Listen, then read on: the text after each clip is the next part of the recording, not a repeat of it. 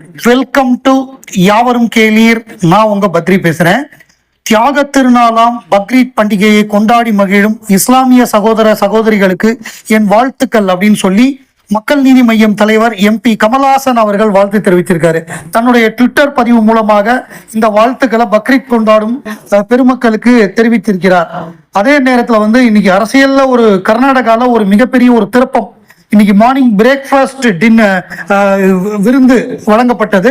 சிற்றுண்டி, அதாவது சித்தராமையாவோட வீட்டில் DK சிவகுமாருக்கு கர்நாடக முதலமைச்சர் சித்தராமையா, துணை முதலமைச்சர் DK சிவகுமார் இவங்க கடந்த தேர்தலில் வெற்றி பெற்ற உடனே போடப்பட்ட ஒப்பந்தம் என்னன்னா 2.5 ஆண்டுகள் இவர் இருக்கிறது சித்தராமையா, அடுத்த 2.5 வருஷம் இவர் DK சிவகுமார் இருக்கிறது முதலமைச்சராக முடிவு செய்யப்பட்டது. 2 பேருமே காங்கிரஸ்காரங்க. இவர் CM, அவர் டெபுட்டி CM இருந்தாரு. இப்ப டெல்லியில போய் பேச்சுவார்த்தை நடந்து முடிஞ்சு அடுத்த பாக்கி உள்ள எஞ்சியுள்ள நாட்களுக்கு DK சிவகுமார் முதல்வராக இருப்பாரு அப்படிங்கிற தகவல் தெரிவிக்கப்பட்டது. இன்னைக்கு மார்னிங் பிரேக்ஃபாஸ்ட் கொடுத்துட்டு சித்தராமையா தன்னுடைய பதவியை ராஜினாமா பண்றாரு. அடுத்தாப்புல DK சிவகுமார் புதிய முதல்வராக பதவியேற்றுக் கொள்கிறார். இது இன்னைக்கு காலையில நடந்த கர்நாடகத்துல நடந்த அரசியல் மாற்றம். உலகநாயகன் கமல்ஹாசன் அவர்கள் கல்கி பார்ட் 2 உடைய படப்பிடிப்பு, அவருடைய ஷெட்யூல், இந்த ஷெட்யூல் முடிஞ்சு திரும்பிட்டாரு. ஹைதராபாத்ல நடந்த அந்த ஷெட்யூல், அதுல அவர் தன்னுடைய சிம்பிளிசிட்டி, அவர் ஏற்கனவே சொல்லியிருந்தார், நம்ம செலவு அதிகம் பண்ணக்கூடாது, நம்ம சிக்கனத்தை கடைபிடிக்க வேண்டிய காலகட்டம், அந்த மேற்காசிய போர்னால பெட்ரோல் விலையெல்லாம் பயங்கரமா ஏறும், எல்லாமே பெரிய பிரச்சனையாகும். அப்போ நம்ம ஆடம்பரம் இல்லாமல் நம்ம செலவை குறைக்கணும். அது அடிமட்ட தொழிலாளர்கள் மேல கையை வைக்க கூடாது, நம்மளுடைய டிராவல்ல ஆரம்பிச்சு மற்ற செலவுகளை நம்ம குறைக்க கத்துக்கணும் அப்படின்னு சொல்லி அவர் எக்கனாமிக் கிளாஸ்ல போனாரு. அவரை ஃபாலோ பண்ணி தயாரிப்பாளரின் பணத்தை மிச்சப்படுத்திய அல்லு அர்ஜுன் பிரைவேட் ஜெட்டை மறுத்து சாதாரண விமானத்தில் பயணம். ஹைதராபாத் மற்றும் மும்பை இடையே நடக்கும் ராக்கா படப்பிடிப்புக்கு சென்று வர தயாரிப்பு நிறுவனம் அல்லு அர்ஜுனுக்கு பிரைவேட் ஜெட் வசதி ஏற்பாடு செய்ய முன் வந்தது. ஆனால் அந்த ஆடம்பர வசதியை அல்லு அர்ஜுன் மறுத்து சாதாரண விமானத்தில் பயணம் செய்தார். உலகநாயகன் கமல்ஹாசன் தான் ஒட்டுமொத்தமா சினிமால புது புது விஷயங்கள் வருவதற்கு முன்னோடியா இருந்திருக்காரு. அது முதல்ல ஆவிட் எடிட்டிங்கா இருக்கட்டும், டிஜிட்டலா இருக்கட்டும், ஸ்கிரீன் பிளேல கொண்டு வந்த மாற்றங்களா இருக்கட்டும், இந்த மாதிரி நிறைய மாற்றங்களை அவர் தான் கொண்டு வருவார். டெக்னிக்கலா கேமராவா இருக்கட்டும், ரெட் கேமரா, டிஜிட்டல் சினிமா, சவுண்ட்ல முதல்ல டால்பி கொண்டு வந்தாரு. அதுக்கப்புறம் ஆரோ 3D கொண்டு வந்தாரு. இந்த மாதிரி நிறைய கொண்டு வருவார். மேக்கப்ல ப்ராஸ்தட்டிக் மேக்கப்பை கொண்டு வந்தது அவர் தான். அதே நேரத்தில் இந்த மாதிரி சிம்பிளிசிட்டிலையும் அவர் தான் முன்னோடியா இருந்து எல்லாருக்கும் முன்னுதாரணமா இருக்காரு. ஸோ உலகநாயகன் அப்படிங்கிறவர் அதனாலதான் நம்ம அவருடைய கான்ட்ரிபியூஷனுக்கு, கலைக்கான அவருடைய பங்களிப்புக்கு பாரத் ரத்னா விருது உலகநாயகன் கமல்ஹாசனுக்கு வழங்கப்பட வேண்டும் அப்படின்னு நம்ம கோரிக்கை வைக்கிறோம் இந்திய அரசுக்கு. உலகநாயகன் கமல்ஹாசன் அவர்கள் தன்னுடைய கல்கி 2 பார்ட் 2 படப்பிடிப்பு முடிந்து ஹைதராபாத்ல இருந்து சென்னை வந்துட்டார். ஸோ அவர் அந்த படப்பிடிப்பு, அவருடைய பாகங்கள் 5 டேஸ் ஷெட்யூல் நடந்து முடிஞ்சிருச்சு. ஸோ இந்த எலெக்ஷன் பிரச்சாரம் அது இது எல்லா லொட்டுலோசுக்கு எல்லாம் ஓவர். இப்போ அவருடைய முழு கவனம் படப்பிடிப்புல தான் இருக்கும். இப்போ என்ன தகவல் வருதுன்னா, KH 237க்கான ஸ்கிரிப்டை ரீரைட் பண்ணக்கூடிய அந்த எக்ஸசைஸ் முடிஞ்சு போச்சு. ஸோ இப்போ ஃப்ரெஷ்ஷாக ஸ்கிரிப்ட் எழுதிட்டாங்க, எல்லாமே சரி பண்ணிட்டாங்க, ப்ரீ ப்ரொடக்ஷன் வேலைகளும் நடந்து முடிஞ்சிருச்சு. நேரடியாக படப்பிடிப்புக்கு கலந்துக்க போறாரு. கடன்னு படப்பிடிப்பு நடக்க போகுது. அதாவது நெல்சன் படத்துல கமல் ரஜினி சேர்ந்து நடிக்கக்கூடிய படம். அந்த படத்துக்கு முன்னாடி இது எல்லாமே நடந்து முடிஞ்சிடும், எந்த விதமான பிரச்சனையும் இருக்காது. அதற்கான எல்லா வேலைகளையும் ராஜ்கமல் ரொம்ப சுறுசுறுப்பா பார்த்துட்டு இருக்காங்க. அவங்க முதலாவதாக அவங்க சேயோன், அதுக்கான எல்லா ஏற்பாடும் பண்ணி சேயோன் படக்குழுவை வேலைக்கு அனுப்பிச்சிட்டாங்க. அங்க படப்பிடிப்பு கட நடந்துகிட்டு இருக்கு. அங்க தொடர்ந்து 25 நாள் படப்பிடிப்பு மதுரையில. அதே மாதிரி KH 237 அடுத்தாப்புல ஸ்டார்ட் ஆயிடும். ஒவ்வொரு படங்களாக அவங்களுடைய படங்கள் கடன்னு ஸ்டார்ட் ஆயிடும். அதற்கான எல்லா ஒப்பந்தங்களும் ரெடி ஆயிடுச்சு. ஜியோ ஹாட்ஸ்டாரோட அந்த ஒப்பந்தம் டிஜிட்டல் சேட்டலைட் எல்லா பிரச்சனையும் சால்வ் ஆகி இப்ப படப்பிடிப்பு நடத்தக்கூடிய அந்த கட்டத்துக்கு வந்துருச்சு. அதனால விரைவில் படப்பிடிப்பு நடக்கும். சீக்கிரமே படப்பிடிப்பு நடந்து படமும் வெளிவரும். இந்த வருடத்துக்குள்ள இந்த படம் வெளிவருவதற்கான வாய்ப்பு இருக்குன்னு சொல்றாங்க.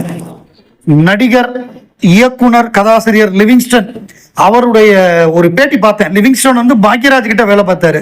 அதாவது டார்லிங் டார்லிங் டார்லிங் படத்துல வந்து லிவிங்ஸ்டன், ஜிஎம் குமார், பாண்டியராஜன், பார்த்திபன் இவங்கெல்லாம் ஒன்னா வேலை பார்த்த காலகட்டம். அந்த படம் முடிஞ்ச உடனே இவங்க எல்லாம் வெளியில வந்துட்டாங்க பார்த்திபனோட. அது வந்து மிகப்பெரிய கோபம் நம்ம பாக்யராஜுக்கு, சொல்லாம கொல்லாம போயிட்டானுங்களே அப்படின்னு. அதுக்கப்புறம் திருப்பி இப்பெல்லாம் போய் மீட் பண்ணிட்டாங்க. ஜிஎம் குமார், நம்ம லிவிங்ஸ்டன்லாம் அவரை மீட் பண்ணிட்டாங்க. அந்த காலகட்டம் அவர் வந்து உலகநாயகன் கமலஹாசனை பத்தி சொல்லியிருக்காரு. அவர் வந்து அவங்க அப்பா வந்து எப்படின்னா அடிக்கடி தேட்டர் கூட்டு போறான். அந்த தேட்டர் மேனேஜரும் அவங்க அப்பாவும் ஃப்ரெண்டு. அதனால இவங்க அவரோட போகும் பொழுதெல்லாம் புரசவாக்கத்தில் மெட்ராஸ்ல இருக்கக்கூடிய அந்த தேட்டர்ல நிறைய படங்கள், ஏராளமான படங்கள் பார்ப்பாங்களாம். அப்படி படம் பார்க்கும் பொழுது அவர் 6th என்னமோ படிக்கும் பொழுது அவளோட தொடர்கதை படம் வந்திருக்கு. அந்த படத்தோட 100வது நாள் கொண்டாட்டத்துக்கு கமல் வந்திருக்காரு, உலகநாயகன் கமலஹாசன் வந்திருக்காரு. அவரை பார்க்கறதுக்கு அவ்வளோ கூட்டமா, 2 பக்கமும் மக்கள் கமல் கமல் அப்படின்னு அப்படி இருக்காங்க. இவரும் தூரத்துல எப்படி உள்ள போறதுன்னு தெரியல, தூரத்துல நின்று பாக்குறாரு. ப்ளூ கலர் அம்பாசிடர் கார்ல வந்து அந்த கூட்டத்துல தப்பிச்சு கமல் வந்து ஏறி போறாரு. இவர் சார் சார்னு கையாட்டுறாரு. என்னை கவனிக்கவே இல்லை. அந்த அந்த அந்த ஃப்ரேம் அப்படியே மனசுக்குள்ள இருக்கு அப்படின்னு சொன்னாரு. அதுக்கப்புறம் பாண்டியராஜன் கிட்ட வேலை பார்த்துக்கிட்டு இருக்கும் பொழுது பாண்டியராஜனுடைய மாமனார் வந்து ஒரு பாடலாசிரியர், ஆரம்பிக்க வேண்டியவர். அவர் என்ன பண்றாரு அப்படின்னா, ஒரு கதை இருந்தா கேட்குறாங்கப்பா சத்யா மூவிஸ்ல, உங்கள்கிட்ட எதுவும் கதை இருக்கா அப்படின்னு கேட்குறாரு. லிவிங்ஸ்டன்ட்டையும் குமார்ட்டையும், ஜிஎம் குமார்ட்டையும். அவங்க வந்து பாண்டியராஜன்ட்ட இருக்காங்க. அப்ப பாண்டியராஜனுக்கு அசிஸ்டண்டா வேலை பார்க்குறாங்க. பாக்கியராஜ்டேருந்து வெளில வந்து சரி கதை சொல்லலாமே அப்படிங்கிறப்ப ஒரு லைன் இருக்கு நாங்க வேணா சொல்றோம் அப்படின்னு சொல்லிட்டு இவங்க போய் வந்த, அதாவது போலீஸே இல்லாத ஒரு போலீஸ்காரன் போய் வந்து தப்பெல்லாம் தடுக்கிறான். அதனால என்ன ஆகுது அப்படிங்கிற அந்த லைனு, அதுதான் அந்த இவர் பாண்டியராஜனோட மாமனார் பேர் அவினாசி மணி. அவரோட ஒரு தயாரிப்பாளர், ஒரு பாடலாசிரியர், எம்ஜிஆருக்கு நெருக்கமானவர், ஆரம்பிக்கு நெருக்கமானவர். அவர் சொல்லி தான் போறாங்க. ஆரம்பிட்ட போய் கதை சொல்றாங்க. ஆரம்பிக்க அந்த கதை ரொம்ப பிடிச்சி போயிடுது. போலீஸே இல்லாம ஒருத்தன் வந்து காக்கி யூனிஃபார்ம் போட்டுக்கிட்டு நல்ல விஷயங்கள் பண்றான். ஸோ அப்படின்னா என்ன ஆகும் அப்படிங்கிறத அந்த லைன் பிடிச்சி போன உடனே இதை டெவலப் பண்ணிடலாம் அப்படின்னு சொல்றாங்க. முதல்ல நீங்க போய் கமல் கிட்ட கதை சொல்லிட்டு வாங்க அப்படின்னு சொல்றாங்க. கமல் வந்து பாம்பேல இருக்காரு. சாகர் ஷூட்டிங்கா, சாகருக்கு முன்னாடி 84ல வேற ஒரு படம் ஷூட்டிங்ல இருக்காரு. ஹிந்தி பாம்பேல தங்கியிருக்காரு ஹோட்டல்ல. இவங்க போய் கதையா சொல்றாங்க. அவருக்கு கதை ரொம்ப பிடிச்சி போச்சு. அவர் ஓகே உடனே ஓகே என் சைடு ஓகே, எப்போ கூப்பிட்டாலும் நான் ரெடின்ட்டாராம் ஷூட்டிங்க்கு. அதுக்கப்புறம் போன்ல பேசுவாராம், வர சொல்லுவாராம் லிவிங்ஸ்டனா. அவர் வீட்டுக்கெல்லாம் போவாராம், கமல் சார் வீட்டுக்கு. போகும்பொழுது நடிச்சு காமிப்பாராம், இந்த சீனை இப்படி எடுத்தா எப்படி இருக்கும் அப்படின்னு சொல்லி பைப்ல ஏறி காமிப்பாராம். அது கமல் வீட்லயே இருந்த இது, பைப்ல கட மேலே ஏறி இந்த காட்சி இப்படி எடுத்தா நல்லா இருக்கும்லன்னு அந்த மாதிரி டெடிகேஷன். அதாவது சராசரி மனிதர்கள் வந்து எப்படின்னா, ஒரு நிறைய பணம் புகழ் வந்தோடனே போதுமே, இதுக்கப்புறம் என்ன, பேங்க்ல தான் நமக்கு பணம் இருக்கு, வீடு இருக்கு, எல்லாமே இருக்கு, நம்ம வந்து ரெஸ்ட் எடுத்துக்கலாம் அப்படின்னு ரெஸ்ட் எடுத்துருவாங்க. ஆனா கமல் மாதிரியான மகா கலைஞர்கள் வந்து அப்படி இல்லை. இன்னைக்கும் புதுசா கத்துக்கணும்னு நினைக்கிறாரு. ரீசெண்டா ஒரு 2-3 வாரத்துக்கு முன்னாடி என் மகள் வந்து ஒரு படத்துல நடிக்கிறாங்க, அவரோட ஆசி வாங்கணுங்கிறதுக்காக போயிருந்தோம். அப்ப அவர் சொல்லி காமிக்கிறாரு, லிவிங்ஸ்டன் இங்க தானே நம்ம நான் ஏறி காமிச்சேன்னு அந்த பழைய விஷயங்கள் எல்லாம் இன்னும் மறக்காம சொல்றாரு. இப்பயும் தன்னை அப்டேட் பண்ணிக்கிட்டே இருக்காரு. ஸோ எந்த விதத்திலையுமே அவர் தன்னை கத்துக்கிறத நிப்பாட்டல. இந்த மாதிரிலாம் ரொம்ப ரேர். நம்மெல்லாம் வந்து நான்லாம் சராசரி மனிதன், இப்ப சம்பாதிச்சது போதும், பேர் புகழ் போதும், நான் 4 படத்துல கதாநாயகன் நடிச்சிட்டேன் அப்படின்னு நான் விட்டுருவேன். பட் ஒரு கதாநாயகன் நிலைக்கணும்னா நடனம் தெரியணும், சண்டை தெரியணும், தன்னுடைய உடலை பாதுகாத்துக்கணும், இந்த மாதிரி எல்லாமே பண்ணணும். அதை வந்து கமல் சார் இன்னி வரைய பண்றாரு. அதனாலதான் அவரை நம்ம கிரேட்டஸ்ட் ஆஃப் ஆல் டைம்ஸ்ங்கிறோம் அப்படின்னு சொல்லி லிவிங்ஸ்டன் சொல்லியிருக்காரு.